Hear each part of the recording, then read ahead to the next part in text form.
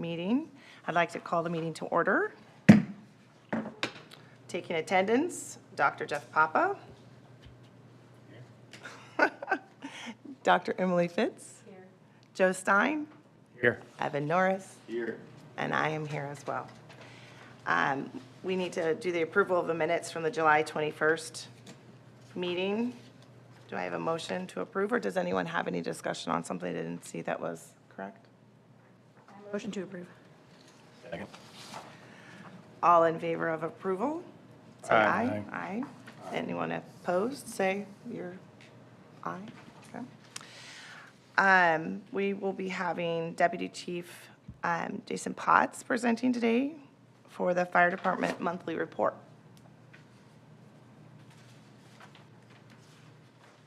Good morning. Good morning. Morning. In addition to the monthly report that was included in your packet, wanted to provide an update on a couple of topics that we have going on in the fire department. We currently have 2 firefighters continuing in week 6 of the Northside Fire Academy. That's their EMS portion. And all reports from the cadre of staff is that they're doing well, and we look forward to have them continue and get their EMT certifications and then move right into fire school. Once those 2 firefighters, we still will have 9 vacancies to get to our full staffing. Those are not funded vacancies that we have, but that is our need. The hiring process, our process, if you haven't seen, we're really hitting that in social media. It has opened on August 1st. Want to specifically thank Captain Elizabeth Campbell and her recruitment team for their work in putting together the process and conducting those steps required. Prior to this hiring process opening, that recruitment team produced several videos on social media and conducted an open house at Fire Station 93 that had over 50 people that were interested to attend the open house itself. Just to let you know on that process, as of Friday, we had over 170 applicants turn in their information. And that process is open and runs through August 29th. And this will create an eligibility list for future positions that may become open due to vacancies or approved hiring through our budget process. Last month, the town council approved the funding to purchase 2 parcels for future fire stations. We're continuing through that process. It is not complete yet. Really, we're having back and forth with legal from both sides to get it done, but everything looks good. It's just not done yet. So we hope to have that done in the next month or so.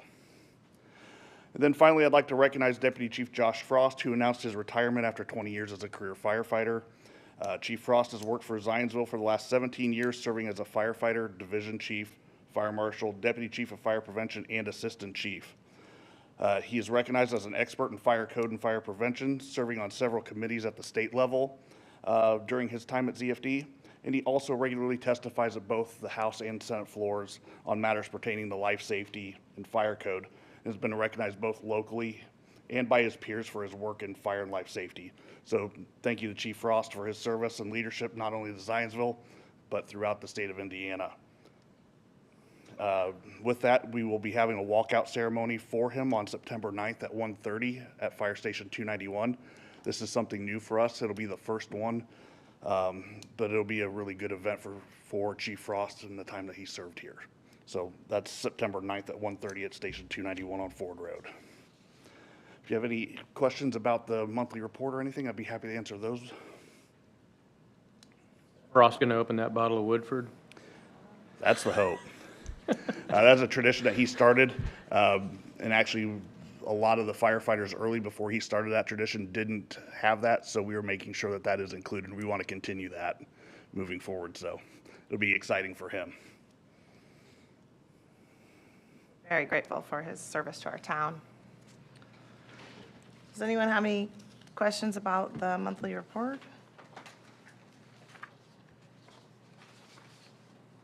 Again, it's such a good presentation for us to review. That's one of the things with the monthly report, that if there's areas that you would like to see us dig a little bit deeper in, things that we can improve, we don't want to stay static with that report. We want to constantly improve and provide information. So if there are things, feel free to reach out to me, and we'd be more than happy to adjust, change, and improve how that report looks and provide more information to both you and the citizens. Nope. Monthly report looks good. Thank you. I think it's great that there's comparatives to the year before. It just really gives the numbers kind of a foundation of what we're looking for and what's changed, and I think it's a nice presentation. Thank you. Anyone else? All right, do you have anything to add about the mid-year budget review? I do. With that being the next topic on the agenda, I believe we provided a copy of the midpoint, the midpoint budget to you. Really want to go through those areas and just really talk a little bit specifically on what you see that would be deviant from the 50% that you would expect to see with our budget. So we'll start on page 1. One of the things I want to talk about before I start is that the document that you have is a document that's created by the fire department. We track all of our purchases, everything that we spend internally before it's sent to records and finance. So what we do is as we put the information in, we make a purchase. The purchase is saved on our internal, and then it's confirmed once it goes to finance and approved by council. We check that off so we can actually run our records to pretty much the day instead of having to wait a couple weeks for the council and go through that. So what you're seeing is actually our document, not a record from finance. So in the salaries, you'll see on page 1 that there's 25% remaining. The one thing that is a little unique about the fire department and also with the police department is our salary line comes from 2 different areas, both operating and the PS lit, which is on page 3. So you'll see on page 3 in the PS lit salaries, there's about 75% remaining there. So we are on target of what we would expect. We're actually ahead in that line because we have gaps due to vacancies and some personnel issues. So we actually are underspending completely in our salary line. And that's not uncommon as we have different resignations or we hire later. So we should be in good shape in that line. The stipend line in the 100 series, that line is underfunded due to an error in the process of how budgets were prepared for the several last years. Excuse me.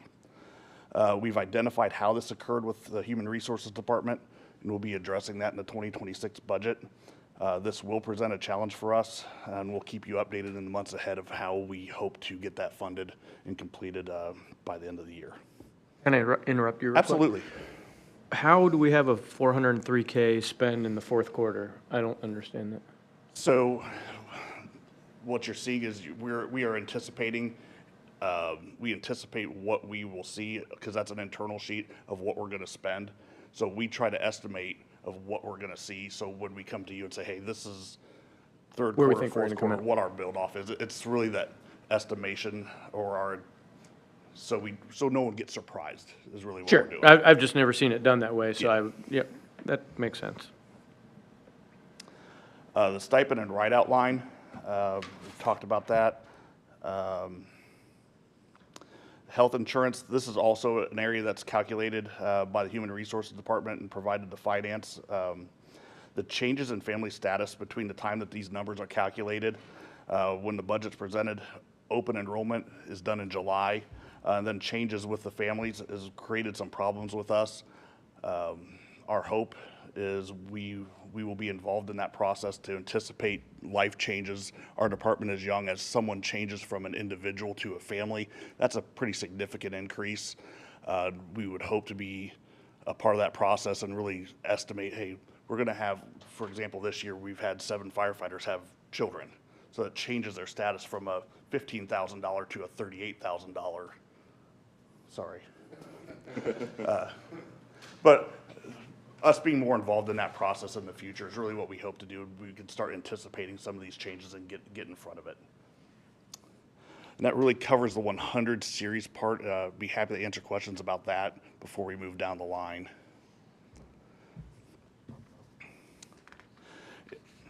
Questions? We don't have to do this now, but maybe offline, I'd like to get a better understanding, because I know what perf is. I would think that perf would track more closely with salary.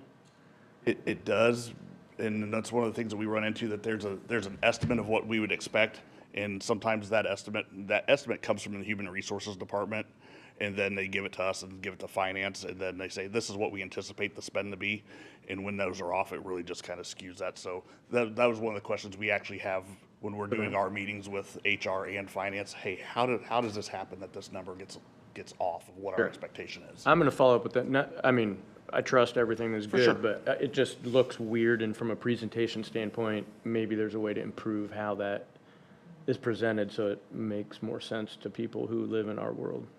Well, and I was looking at the second quarter. I know you're explaining with the vacancies, but why did we go from account 111-449 to 28? What was the two different quarter? I would have to look specifically at that line, but one of the things that happens is different pay numbers. In the first quarter, we would actually have a pay that comes from the last year, and then if we have an additional pay, sometimes that comes different between the quarters. But let me make a note, and what I'll do is I'll go through that line, and I'll get back with you. Okay, because for me, that should come close to be 25% each quarter. Right? What line are you talking about? The first line. Very first line. Look at it. The salary line? It's like 450K to 28K for, Yeah, so that's also the way they spend out with the PS Lit line too. So what they do is they'll take certain number of people out of Okay, so PS they're Lit pulling and it on certain another people part out that of I'm not the looking at. operating salary. You'll see the PS Lit line on the third page.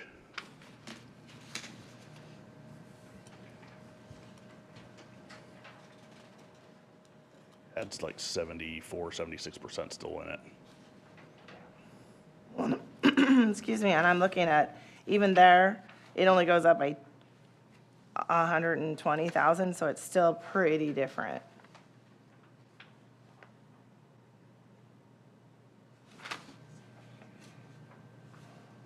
So that just doesn't track for me. Yeah, and I'm more than happy. We can sit down and we can get together on how that breakdown is. All right. So is the total salary like 8.1? Is that, okay, that makes sense. Got it.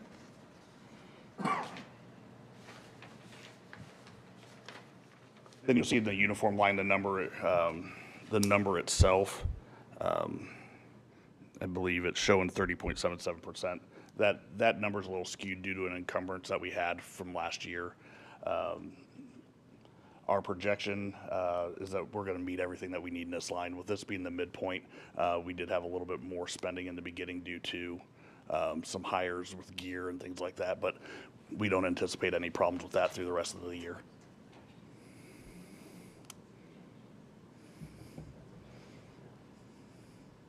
They haven't gotten their third quarter numbers.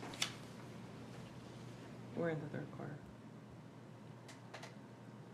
In the office supply line, this line, generally, we don't spend much out of the first part of the year. We have a couple things that we have planned moving into the third and fourth quarter. We're gonna meet the line for this. As it's showing that we have more money in there. Moving on to page 2, physicals and medical testing. You'll see that we haven't shown that we've spent a whole lot there this year. Physicals for the fire department started in June, completed mid-August, so we're anticipate getting the bill on that, and we'll have a pretty significant amount coming out in the third quarter in that line. I think we just approved that in claims. You did. Yeah, I saw that.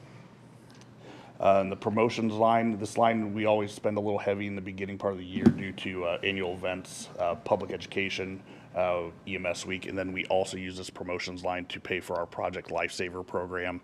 Those are the transmitters that we have for people with special needs to be able to search if they're wandering or things like that. Fire station maintenance. This line is also lower due to encumbered funds that we had for Station 91's water system replacement. And then in the equipment repair, this line's also showing lower due to encumbered funds that we had. Then finally, on the last page, our equipment replacement funds. While we show that these funds are available, they are already dedicated to fire apparatus purchases. We currently have 5 fire trucks on order, 2 engines, 2 ambulances, and a tanker. And they will start to arrive next year, and we'll start the encumbrance process when they start to arrive. And then the equipment line, this line does adjust through the year. We did have to use some of the funds in the fire station repair line to cover the HVAC repairs at Station 292. Ironically, before they failed, they were actually identified in the fire station feasibility study as things that we needed to address, and then shortly after we presented, they failed, and we had to make replacements there. And then the ARPA fund line, you'll see that's still showing heavy. We have a couple invoices still pending from them, and we still have some projects that need to be done, and those funds need to be spent by the end of the year in 2026. And are we on track for spending those? We are. I know it's a lot to look at the spreadsheet and try to answer right now. I'm happy to answer any questions now, or if something comes up as you're looking through it, feel free to reach out to me, and I'm more than happy to reach out individually and answer some of those questions. And these projected year-end numbers versus what was budgeted in 2025, is that what, I guess, which was used for the budget projections for 26? What we originally presented, or what? I would think I was just going with, they told me that we were trying to keep a lot of the budgets flat, and I'm wondering if you were going with the projected numbers or with the original budgeted numbers. So our original presentation, what we did is we took what we projected, some of those areas that we had skewed. We saw issues in some water and sewer. We saw issues in the health insurance. Some of those things that are personnel related, the health insurance lines, the perf lines, and things like that, are actually going to be presented as what is real and not necessarily. It's what we're going to have to spend. That's based on the data that we have. Our hope is to try to hold the line as best we can, but also not put us in a position that we're going to have to come back and say, hey, we need more money based on this. So we're working through that process right now, and I think Councilor Norris is assigned to us, and we'll kind of discuss that a little bit further with him, and then be able to present that to you with why we are at the numbers that we have once we get through that process. Okay. Sarah, if you could ask finance also, I'm assuming they're the ones that prepare this. I think No, this he is does. this is internal fire This is an department. internal one. Okay, the only thing I'd like to add, if I could. Sure. At the very bottom, totaling all the areas into one, just so we can see, here's the total budget. Because I mean, I could go through and add it all up, but it'd be a lot easier just to look and go, you get where I'm coming from. Absolutely.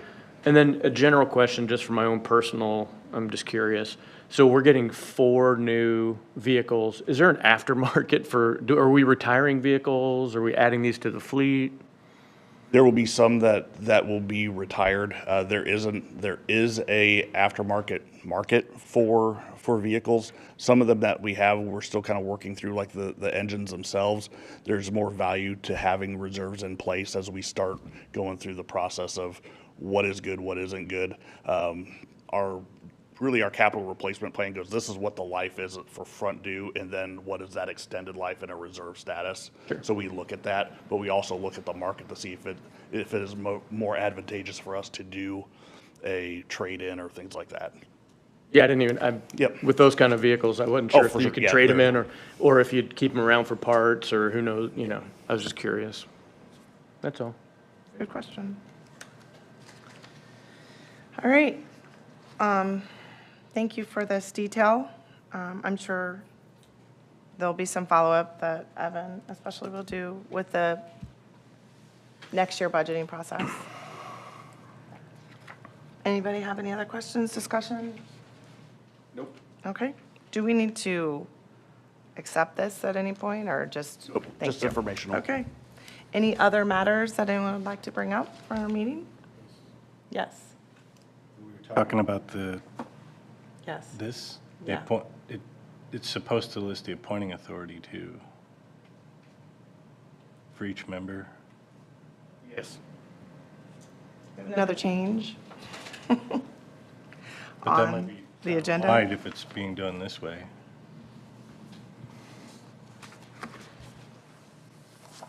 Yeah, we will make those corrections to the agenda for the next meeting.